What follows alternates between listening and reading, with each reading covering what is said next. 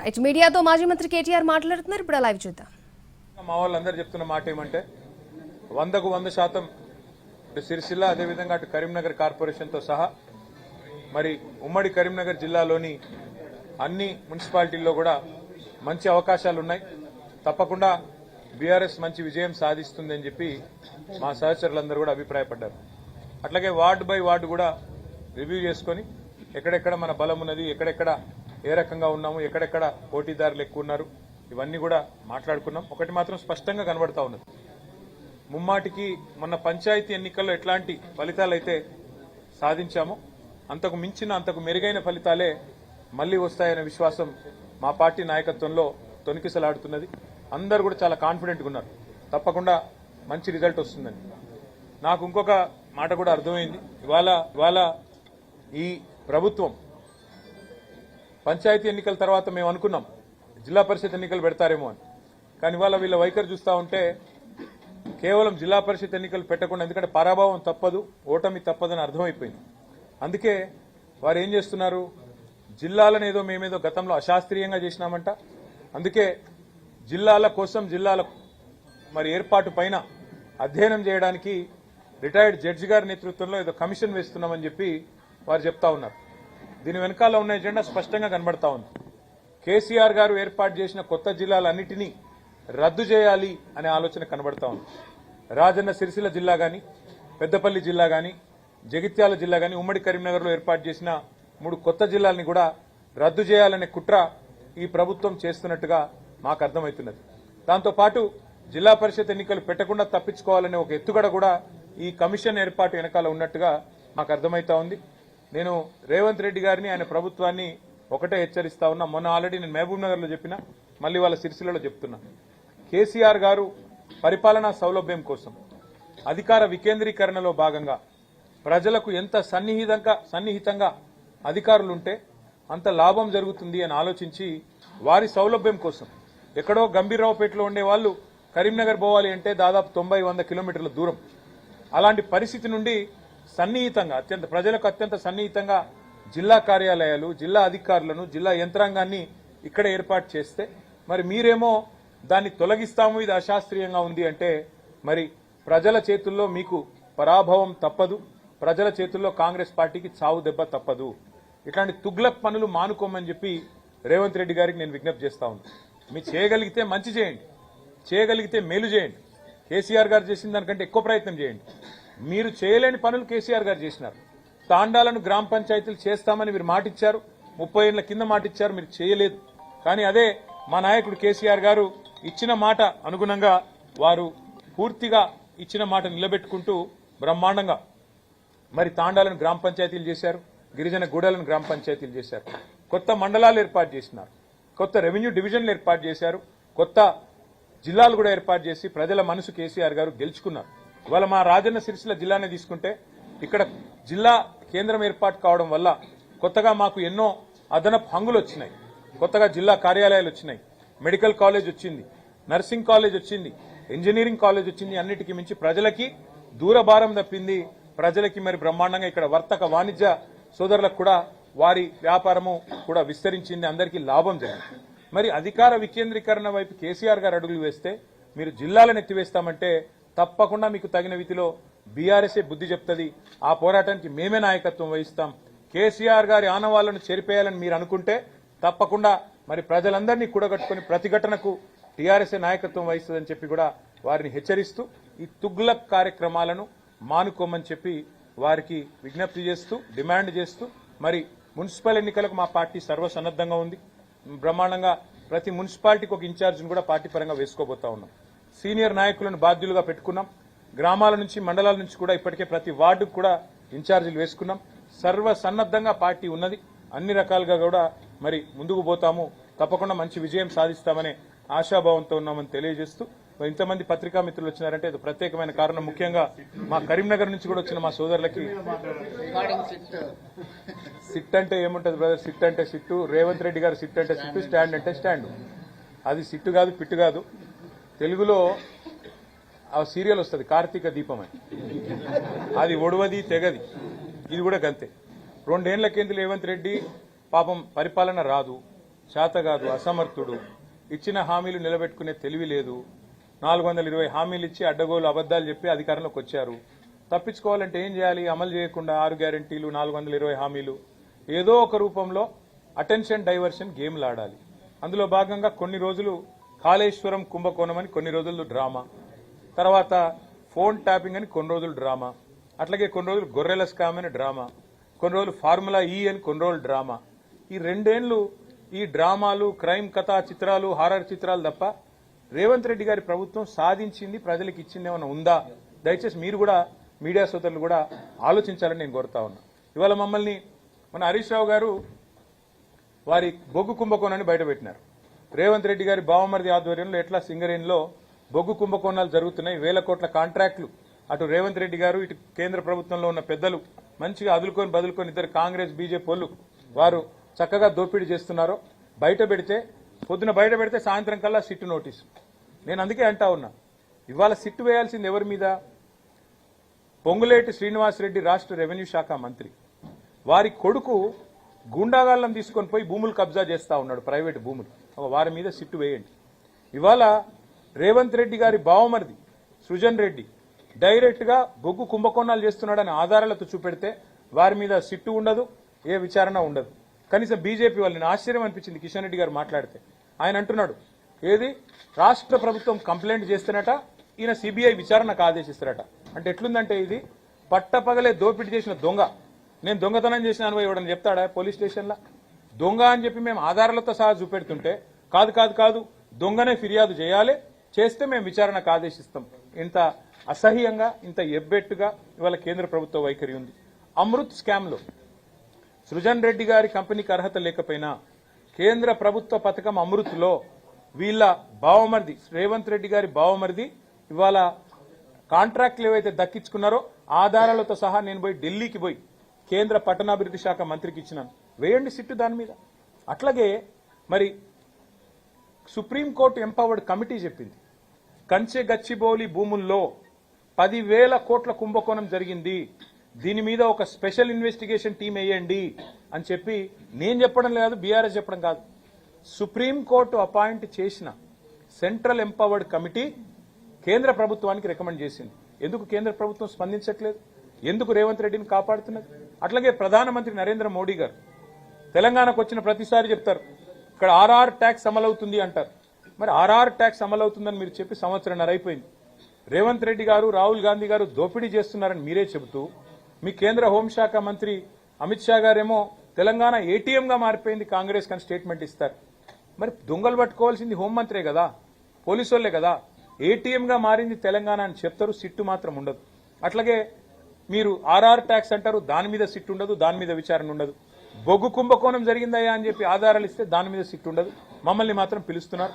తప్పకుండా మేము ఏ తప్పు చేయలేదు కాబట్టి, మేము ఏ రకంగా కూడా ఎవరికి నష్టం చేయలేదు కాబట్టి ముమ్మాటికి పోతాం. కాకపోతే ఒకటి ఉంది, ఇప్పుడు ప్రభుత్వాన్ని నడిపేటప్పుడు ఇవాళ రేవంత్ రెడ్డికి కూడా తెలుసు, పోలీసులు ఒక పని ఎప్పటికప్పుడు చేస్తూనే ఉంటారు 24/7. ఏంటిది అది? ఇప్పుడు మా ఎమ్మెల్యేలను కొంటూ 50 లక్షల రూపాయలతో ఒక సన్నాసి దొరికిండు 2015లో. ఒక సన్నాసి మా ఎమ్మెల్యేలను కొంటూ 50 లక్షల రూపాయలు పట్టుకొని బ్యాగులో మా ప్రభుత్వాన్ని కూల్చాలని కుట్ర చేస్తూ దొరికిండు. మరి ప్రభుత్వాన్ని కూలగొట్టే కుట్రలు ఎవరైనా చేస్తే వాళ్ళ ఫోన్లు పోలీసులు ఏమో నిన్నరేమో, నాకేం తెలుసు. అట్లాగే ఇంకెవరన్నా అట్లాంటి పనులు చేసిండ్రేమో, పోలీసులు వినరేమో, మంత్రులకేం తెలుస్తుంది, ప్రభుత్వంలో ఉన్న వాళ్ళకి ఏం తెలుస్తుంది. ఇంకొక విషయం కూడా మీకు చెప్తున్నా బ్రదర్, ఇది మీకు గుర్తుపెట్టుకోండి. ఇవాళ ఈ రోజు నేను చెప్తా ఉన్నా, గుర్తు చేసుకోండి. కోమటిరెడ్డి వెంకటరెడ్డి గారు, ఉత్తమ్ కుమార్ రెడ్డి గారు వారి ఫోన్లు ట్యాప్ అవుతున్నాయని చెప్పి జర్నలిస్టులకు చెప్తే, జర్నలిస్టులు దాని మీద మరి వార్తలు రాస్తే ఇంతవరకు ప్రభుత్వం ఖండించలేదు. ఇవాళ నేను అడుగుతా ఉన్న రాష్ట్ర డీజీపీ గారిని, రాష్ట్ర ఇంటెలిజెన్స్ ఐజీ గారిని, మీరు ప్రమాణం చేసి చెప్పగలుగుతారా? రాష్ట్రంలో కాపాడడం కోసం 1952 నుంచి నెహ్రూ గారి టైం నుంచి ఈ రోజు మోడీ గారి టైం. నాకు చాలా ఆశ్చర్యం అనిపించింది. ఇవాళ కేంద్ర హోంశాఖ సహాయ మంత్రి గారు ఏదో మాట్లాడినారు, చూసినారు ఆ ట్వీట్ ఏదో. ఆయన హోంశాఖ సహాయ మంత్రి, ఆయన ఆధీనంలో ఉండే పోలీసులు కూడా ఇవాళ దేశంలో కొన్ని వేల ఫోన్లు వింటున్నారు. అది ఆయనకు తెలుసో తెలియదో నాకు తెలియదు. అంటే ఇది దేశ భద్రతకు, శాంతి భద్రతల పరిరక్షణకు ప్రభుత్వం, చూసినారు ఆ ట్వీట్ ఏదో. ఆయన హోంశాఖ సహాయ మంత్రి, ఆయన ఆధీనంలో ఉండే పోలీసులు కూడా ఇవాళ దేశంలో కొన్ని వేల ఫోన్లు వింటున్నారు. అది ఆయనకు తెలుసో తెలియదో నాకు తెలియదు. అంటే ఇది దేశ భద్రతకు, శాంతి భద్రతల పరిరక్షణకు, ప్రభుత్వాల స్థిరత్వానికి సంబంధించి పోలీసులు రొటీన్గా శాంతి భద్రతలు కాపాడాలి అనుకున్నప్పుడు జరిగే కార్యక్రమం. దానికి మంత్రులకు, ప్రభుత్వంలో ఉండే రాజకీయ నాయకులకు పాత్ర ఉండదు. ఇదే రేపు చెప్తాను నేను. ఏం చెప్తా ఇంకా కొత్తగా? మాకేం సంబంధము, మాకేం తెలుసు? ఇవి రొటీన్గా జరిగే కార్యక్రమాలు జరుగుతుంటాయి. ఈ రోజు కూడా ఇప్పుడు మీతో మాట్లాడుతున్నాను కదా, పక్కనే కాంగ్రెస్ ప్రభుత్వం ఉన్నది కర్ణాటకలో, తెలంగాణలో కాంగ్రెస్ ఉన్నది, ఇటు పక్కకు బీజేపీ ఉన్నది. ప్రతి ప్రభుత్వం ఈ దేశంలో గూఢాచారి వ్యవస్థ మీద ఆధారపడుతుంది. ప్రభుత్వాధినేతలకు రిపోర్ట్లు వస్తాయి. ఎట్లొస్తాయో మాకు తెలియదు. వాళ్ళు ఎట్లా తీసుకొచ్చిన సమాచారం మాకు తెలియదు. మేము అడగం. మేమంటే మేము కాదు, ముఖ్యమంత్రులకు, మంత్రులకైతే అసలే తెలియదు. ఇది వాస్తవం. ఈ దేశంలో ఇదేదో కొత్త విచిత్రమైన విషయం అన్నట్టు, చాలా గొప్ప విషయం ఏదో వీళ్ళు పరిశోధించి సాధించినట్టు నేను ఇవాళ అడుగుతున్నా. ఎవరిని అడగాలి? సిట్ ఎవరిని పిలవాలి? నిజానికి గతంలో ఇంటెలిజెన్స్ ఐజీగా పనిచేసి ప్రస్తుతం డీజీపీగా ఉన్న శివధర్ రెడ్డిని పిలిచినరా?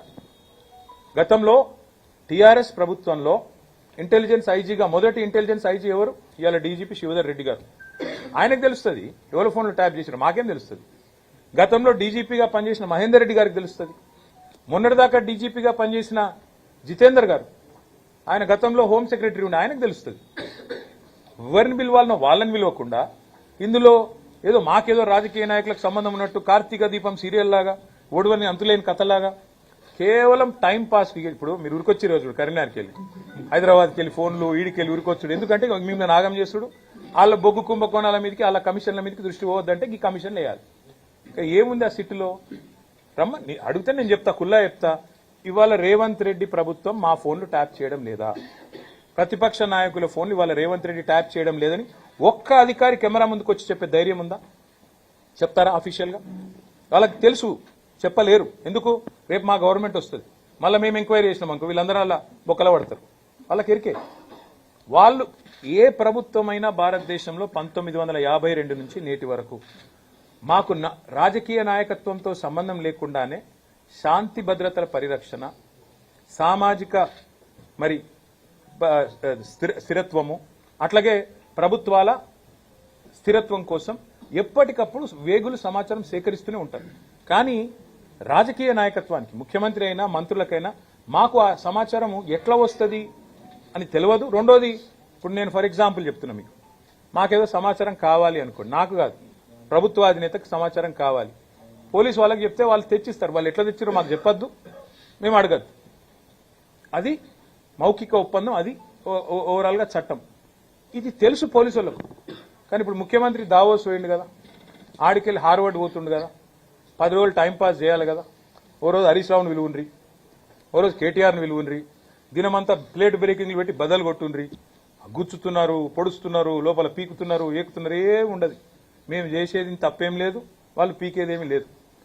ఇదొక అబ్సల్యూట్ ట్రాష్ కేసు, ఇది బక్వాస్ కేసు. దీనిలో ఏమీ లేదు. ఇది విచారణ చేస్తున్న పోలీసులకు కూడా తెలుసు. ఇంకా విచిత్రం ఏంటంటే, నేను మొన్న హరీష్ రావు గారిని పిలిస్తే ఏమో కొత్త విషయాలు ఏమో చెప్తారేమో అనుకున్నా. ఏం లేదు, అడిగిందే అడుగుడు, తిరుల మరల చేసి అడుగుడు, మరల తిరులేసి అడుగుడు. మమ్మల్ని కూడా రేపు గదే ఉంటుంది. టైంపాస్ చేసి సాయంత్రం వరకు మీడియా దృష్టి ఆకర్షించి, మీకు పాపం మీకు కూడా ఏదో ఒక వార్త మసాలా కావాలి కాబట్టి మీతో కూడా నడిపించి, దినమంతా ఆడో విజువల్, ఈడో విజువల్, ఆడో కెమెరా, ఈడో కెమెరా పెట్టి డ్రామా, అంత తప్ప ఏం లేదు.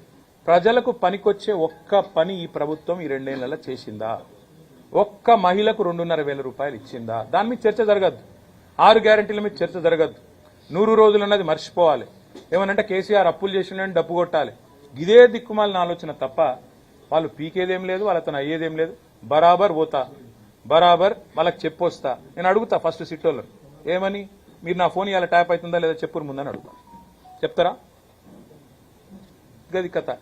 ఇది ఒక రొటీన్ గా జరిగే వ్యవహారాన్ని, ప్రభుత్వంలో రొటీన్ గా గూఢచారి వ్యవస్థ చేసే పనిని, ఇదేదో జరగలేని పని, ప్రపంచంలో ఎన్నడూ జరగలేదు. ఇప్పుడు రొటీన్ గా ఎవడన్నా మా ప్రభుత్వాన్ని పడగొట్టే లుచ్చా పని ఎవడన్నా చేస్తే, 50 లక్షల రూపాయలతో ఎవడన్నా బ్యాగ్ పట్టుకొని దొరికితే, మా ఎమ్మెల్యేలను కొనుగోలు చేసే ప్రయత్నం చేస్తే వాళ్ళ ఫోన్లు ఇంటే ఇన్నరేమో, మాకేం సంబంధం దానికి? ప్రభుత్వాన్ని కూలగొట్టే పని ఎవడన్నా వెధవ చేస్తే, ఆ వెధవను అడ్డుకునే క్రమంలో ఆ వెధవ ఫోన్లు ఇంటే మాకేం సంబంధము? పోలీసుల పని అది. మేమేం చేస్తాం దానికి? మాకు సంబంధం ఉండదు. రొటీన్ ప్రక్రియ అంటున్నారు. రొటీన్ ప్రక్రియ అనే కంటే ముందు ఈ కేసు ప్రారంభ దశలో కేటీఆర్ కేంద్రంగా అనేక పుంకాలుగా వార్తలు వచ్చాయి. ఎవరు ఇచ్చినారు వార్తలు? సిరిసిల్లలో ఒకటి ఇక్కడ సర్వర్ పెట్టారు, ఇక్కడ ఒకటి ఆఫీస్ పెట్టారు, అక్కడ అంతా పెట్టారు, అంతే కేటీఆర్ కన్సర్న్ జరిగిందని చెప్పేసి సోదరా ఒక్క మాట అడుగుతా. ఒక్క నిమిషం సోదరా, ఒక్క మాట మీరు అంటున్నారు కదా, అంటే మీరు అడిగేది ఇక్కడ పెట్టారు. నేను చెప్తాను. సోదరా ఒక్క మాట చెప్పండి. మీరు నాకు 2 ఏళ్ళు అయింది కేసు ప్రారంభించి. ముంగడు చూడాలన్నా ఆయన అందంగా ఉన్నాడని అడుగు. ఇప్పుడు 2 ఏళ్ళు అయింది కేసు విచారణ ప్రారంభించి. 2 ఏళ్ళు అయింది కదా. ఇప్పుడు తమ్ముడు ఒక మాట అన్నాడు, పుంకాలుగా కథనాలు వచ్చినాయి. ఎక్కడికి వెళ్ళి వచ్చినాయి? ఎవరన్నా ఒక అధికారి అఫీషియల్గా ప్రెస్ మీట్ పెట్టిండా? ఎవరన్నా మంత్రి అఫీషియల్గా మాట్లాడిండా? ఎడికెళ్ళి వస్తున్నాయి ఇవన్నీ? ఎడికెళ్ళి వస్తున్నాయి? లీకులు తప్ప. ఇట్లయిందట అట్లయిందట, అదిగో పులి ఇదిగో తోక. ఒక్కటంటే ఒక్క ప్రెస్ మీట్, ఒక్కటంటే ఒకటి అధికారిక వార్త ఏదైనా వచ్చిందా? సీఎంఓల నుంచి లీకులు. గతంలో అప్పుడు సినిమాలో గ్రీకు వీరుడు అని పాట ఉంటుంది, అట్లా రేవంత్ రెడ్డి పేరు లీకు వీరుడు అని పెట్టాలి. లీకులు తప్ప పీకింది ఏంది? నువ్వు నాకు అర్థం కాదు. 2 ఏళ్ల నుంచి గుంచుతూనే ఉన్నావు. ఎప్పుడు నీకు కొద్దిగా టైంపాస్ కావాలంటే నోటీస్. నేను దావోస్ పోతున్నా, ఎక్కడ మా ఉప ముఖ్యమంత్రి నా మీద కోపంగా ఉన్నాడు, బొగ్గు కుంభకోణంలో ఆయన వాటా నేనేదో కొట్టేసే ప్రయత్నం చేసినా అని. కాబట్టి ఆయన నా కుర్చీ ఏమైనా గుంజుకుంటాడేమో. ఏం చేయాలి? టైంపాస్ చేయాలి. 2 రోజులు నోటీసుల పేరు మీద డ్రామా ఇవ్వాలి. మాకు ఇంకో 2 రోజులకు ఇంకోళ్ళకి నోటీస్ ఇస్తారు. ముఖ్యమంత్రి గారు వచ్చేదాకా టైంపాస్ చేయమని చెప్పిపోయిందట. కాబట్టి టైంపాస్ చేస్తున్నారు. కానీ ఒకటి మాత్రం వాస్తవం, మేము ఏ తప్పు చేయలేదు. కాబట్టి ఎవనయ్యకు భయపడం, అది మాత్రం పక్క. దేశ భద్రత కోసం, రాష్ట్ర భద్రత కోసం ఫోన్ ట్యాపింగ్ చేస్తే చేయొచ్చు, కానీ కొంతమంది కుటుంబ సభ్యుల సోదరా ఇండియన్ టెలిగ్రాఫ్ యాక్ట్ అని ఒకటి ఉంటుంది. నేను మీడియాతో కూడా నా ప్రార్థన, ఈ ఫోన్ ట్యాపింగ్ అనేది ప్రభుత్వాలు చేయవు, పోలీస్ వ్యవస్థ చేస్తుంది. ఆ పోలీస్ వ్యవస్థ కూడా చట్టానికి అనుగుణంగానే చేస్తుంది. ఏమన్నా చట్టం వ్యతిరేక కార్యక్రమాలు ఏమైనా జరిగితే చెప్పమనండి ఏం జరిగిందో. ఇంతవరకు ఇదిగో పులంటే అదిగో తోక తప్ప ఒక్క అఫీషియల్ ప్రెస్ మీట్ ఎందుకు లేదు 2 ఏళ్లలో? ఒక్క అధికారి బయటకు వచ్చి ఎందుకు మాట్లాడాడు? ఇంకోటి నేను అడుగుతున్నా, మళ్ళీ చెప్పు నాకు. శివధర్ రెడ్డి గారు ఇవాళ డీజీపీ, ఆ రోజు మా ఐజీ ఇంటెలిజెన్స్. ఆయనకు తెలియకుండానే జరిగిందా మీరు చెప్పిన ఏదో వ్యతిరేక కార్యక్రమం? మరి ఆయన ఎందుకు పిలుస్తలేరు? మహేందర్ రెడ్డి గారు మా గవర్నమెంట్లో 5 ఏళ్ళు డీజీపీ, మరి ఆయన ఎందుకు పిలవదు? ఓన్లీ పొలిటికల్ లీడర్లు ఎందుకు టార్గెట్ చేస్తున్నారు? అట్లాగే మీరు గమనించండి జాగ్రత్తగా. హోమ్ సెక్రటరీ ఎవరుండే గతంలో మొన్నటిదాకా డీజీపీగా ఉన్న జితేందర్ గారు, రవి గుప్తా గారు, వాళ్ళు ఎవరన్నా పోయినరా విచారణకి? మరి ఏం జరుగుతుంది ఈ రాష్ట్రంలో? రాజకీయ వేధింపులు, రాజకీయ హరాస్మెంట్ తప్ప ఈ విచారణలో ఏముంది? ఏమన్నా విషయం ఉంటే ఈ పాటికే నా యాగి చేయబోతుండే రేవంత్ రెడ్డి. ఆలోచించండి మీరు కూడా. ఎన్ని రోజులు పడిపోతారు ఈ టాక్టిక్స్ కి? మీ మీడియా కూడా. నా డిమాండ్ ఏంటంటే ఇది లొట్టపీస్ కేసు, ఇంకేం లేదు, ఈ హౌల పనులు బంద్ చేయమని చెప్తున్నా. ఎందుకంటే రేపు ఇదే అధికారులు ఎవరైతే ఈ రోజు అత్యుత్సాహాన్ని ప్రదర్శిస్తున్నారో వాళ్ళకు కూడా తెలుసు. ఇవాళ నేను అడుగుతాను, మీరు ఈ రోజు మంత్రుల ఫోన్లు ట్యాప్ చేయడం లేదా? నేను చెప్పడం కాదు ఇది. కోమటిరెడ్డి వెంకటరెడ్డి గారు, ఒక మంత్రి గారు, ఉత్తమ్ కుమార్ రెడ్డి గారు కొంతమంది జర్నలిస్టులతో మాట్లాడుతూ మా ఫోన్లు మాట్లాడలేకపోతున్నాం మేము, మా ఫోన్లు వింటున్నారు అంటే ఆ జర్నలిస్ట్ గారు ఒక కథనం రాసినారు. ఇంతవరకు ప్రభుత్వం దాన్ని ఖండించిందా? పోలీసు వాళ్ళు ఖండించారా? ఇవాళ మంత్రుల ఫోన్లు వినడం లేదా? ప్రతిపక్ష నాయకుల ఫోన్లు ఈ రాష్ట్రంలో ఇవాళ ట్యాప్ కావడం లేదా? బ్రదర్ నేనేమంటున్నా అంటే వాళ్ళకు కూడా తెలుసు, పోలీసు వాళ్ళకు కూడా, ఇది కేవలం వాళ్ళు బలి పశువులు అయ్యే ఒక కార్యక్రమం రాజకీయ క్రీడలో. మీరు మొన్న ఒకటి గమనించండి, మీరందరూ జర్నలిస్టులు, 3 మంత్రుల మధ్యన పంచాయతీ, ముఖ్యమంత్రికి 3 మంత్రుల మధ్యన వాటాల పంచాయతీ. బలైంది ఎవరు? 3 జర్నలిస్టులు. మా దొంతు రమేష్ గారు, సుధీర్ గారు, పరిపూర్ణచారి గారు మొన్న వాళ్ళు అరెస్ట్ అయింది. అసలు వాళ్ళందరూ బాగానే ఉన్నారు. అసలు కథ ఏంది? కాంగ్రెస్ పార్టీలో ఆధిపత్య పోరు, అంతర్గత పోరులో 3 మంత్రుల మధ్యన వాటాల పంచాయతీలో 3 జర్నలిస్టులు బలి. అదే పద్ధతుల్లో ఇప్పుడు ఫోన్ ట్యాపింగ్ వ్యవహారంలో కూడా ఈ దిక్కుమాలిన రాజకీయ క్రీడలో, ఈ వికృతమైన క్రీడలో రేపు బలు పశువులయ్యేది అధికారులు. ఎట్లయితే మన జర్నలిస్టులు బలి పశువులైనరో రేపు మళ్లీ ప్రజల ఆశీర్వాదంతో, తెలంగాణ ప్రజల దీవెనతో మళ్ళా ఖచ్చితంగా కేసీఆర్ గారు సీఎం అవుతారు. అప్పటికి మళ్ళీ మేము ఎంక్వైరీ స్టార్ట్ చేసినాం అనుకో, ఇవాళ ఏ ఫోన్లు ట్యాప్ అయినాయో మొత్తం బయటకు వస్తాయి. ఇవాళ వాళ్ళు ఏమేమి అక్రమ కార్యక్రమాలు చేస్తున్నారో అన్ని బయటకు వస్తాయి. అప్పుడు ఇదే అధికారులు ఎవరైతే ఉన్నారో వాళ్ళందరూ ఇబ్బందులు పాలవుతారు. అది వాళ్ళకు కూడా తెలుసు. అందుకే నేను అడుగుతున్నా, చెప్పమనండి వాళ్ళని. ఇవాళ ఈ రాష్ట్రంలో రేవంత్ రెడ్డి ప్రభుత్వం ఫోన్ ట్యాపింగ్ చేయడం లేదా? ఒక్క అధికారం చెప్పమండి బయటకు వచ్చి, నేను చూస్తా. ధైర్యంగా చెప్పమనండి. ఇండియన్ టెలిగ్రాఫ్ యాక్ట్ ప్రకారం సర్వేలెన్స్ అనేది అక్కడక్కడ ప్రభుత్వాలు ఏమైనా అస్థిరపడ్డప్పుడు పోలీసు వాళ్ళు చేస్తారు. అది మాకు సంబంధం ఉండదు బ్రదర్. రాజకీయ నాయకత్వానికి మాకు సమాచారం వస్తే కూడా ఏదన్నా అది ఎట్లా వచ్చిందని అడగడానికి కూడా మాకు హక్కు లేదు. ఇది నేచర్ ఆఫ్ గవర్నమెంట్లో ఉన్న వాళ్ళం కాబట్టి, మంత్రులుగా పనిచేసిన వాళ్ళం కాబట్టి ఇంత వివరంగా మీకు చెప్తున్నాను. దీన్ని ఏదో పెద్ద ఏదో జరగకూడదు, ఏదో జరిగిపోయింది, ఏదో అయిపోయిందని వీళ్ళు పుంకాలుగా లీకులు ఇవ్వడం, దాన్ని మీరు రాయడం, దాన్ని చూసి ప్రజలు కార్తీక దీపం చూసినట్టు చూడడం, ఇది అల్టిమేట్గా అందరికీ నష్టం. మీకు నష్టం, మాకు నష్టం, అన్నిటికన్నా మించి ఆ అధికారులకు నష్టం. Thank you. డైవర్షన్ పాలిటిక్స్ నడుస్తున్నాయి, కక్ష సాధింపు ధోరణి అంటారు. ఈ కక్ష సాధింపు అనేది నేను చెప్పాల్సిన పని లేదు. ఇలా రాష్ట్ర ప్రజలకు ఎప్పుడో అర్థమైపోయింది. ఇప్పుడు ఇన్ని కేసులు, ఇన్ని కమిషన్లు, ఇన్ని రకాల విచారణలు. ఇప్పటికి నేను ఏసీబీకి 2 సార్లు 3 సార్లు పోయినా, ఈడీకి ఒకసారి పోయినా, ఇక ఇదో సిట్టో స్టాండ్ ఉంది, వాళ్ళు వెళ్తున్నారు, వాళ్ళ దగ్గర పోతా. ఏమున్నది, ఏం ఫరక్ పడుతుంది? ఎక్కువ ఏమైతుంది? శునకానందం, ఒక 7-8 గంటలు శునకానందం రేవంత్ రెడ్డికి దావోస్లో కూర్చొని హాహా నవ్వుకుంటూ చూస్తాను. ఎందుకు, ఏమొస్తుంది దానికి మించి? హరీష్ గారిని విక్టిమ్ గా పిలిచామని చెప్పేసి చెప్తున్నారు. అంటే ఆయన విక్టిమ్ కాదు. పిలిచారు మిమ్మల్ని, మీకు ఇచ్చిన నోటీస్ విక్టిమ్ అని ఎవరు చెప్పారు మీకు? మీ ఫోన్ ట్యాప్ అయిందని చెప్పేసి విక్టిమ్ అని ఎవరు చెప్పారు మీకు? మీ ఫోన్ ట్యాప్ అయింది మీకు తెలుసా? కాక మీరు తప్పు మాట్లాడుతున్నారు. విట్నెస్ గా పిలిచారు. మీకు తెలియకపోతే సవరించుకోండి. హరీష్ రావు గారిని విట్నెస్ గా పిలిచారు, విక్టిమ్ గా పిలవలేదు. మళ్ళీ చెప్తా ఉన్నాను, మీరు వాడోడ గొట్టంగా చెప్పింది మీరు నిజమే నమ్ముకొని మీరెందుకు భ్రమిస్తున్నారు?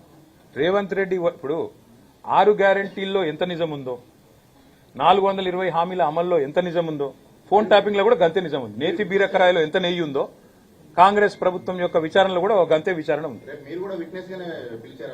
నాకేం మీరు నేను నోటీసే చూడలేదు. వాళ్ళు ఏమిస్తే దానికి పోతా పోయి నాకేం భయము? తప్పు చేసినోడు భయపడాలి, తప్పు చేయనప్పుడు ఎవరి అయ్యకు భయపడం. రేవంత్ రెడ్డికి అసలే భయపడం.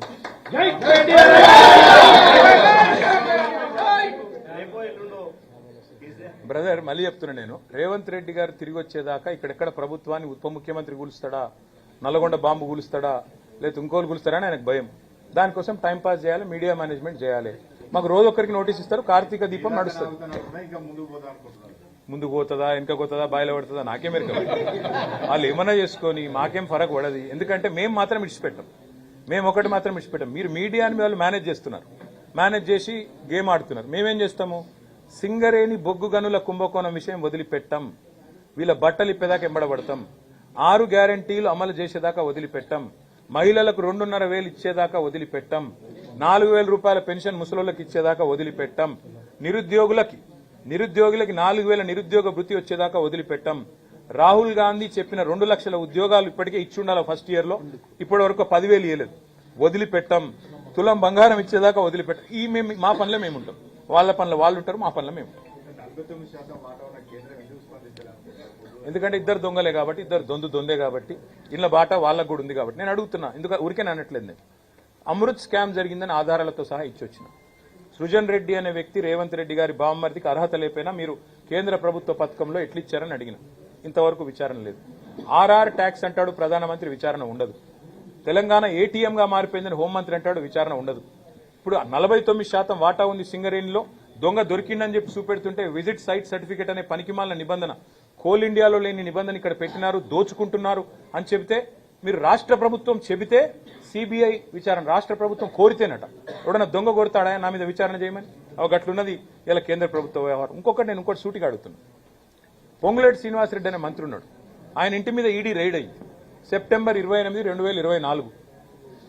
యానివర్సరీ కూడా అయిపోయింది, ఇంకో 3 నెలలు దాటిపోయింది. ఎందుకు కేసు పెట్టాలి ఇప్పటివరకు కేంద్ర ప్రభుత్వం? ఎందుకు ఈడీ కేసు పెట్టదు? అంటే ఎంత డీప్ ఉంది వీళ్ళ అండర్స్టాండింగ్. ఇవన్నీ బట్టి దానికి అర్థమయ్యేది ఏంటంటే వీళ్ళిద్దరి target, BJP Congress target BRS. ఎట్లన్నా బీఆర్ఎస్ ను బలహీనపరచాలి, మమ్మల్ని మానసికంగా దెబ్బతీయాలి, మాకు నోటీసులు ఇచ్చేదో సతాయిస్తున్నామని శునకానందం పొందాలి. పొందండి, we'll tackle it, we'll deal. Thank you.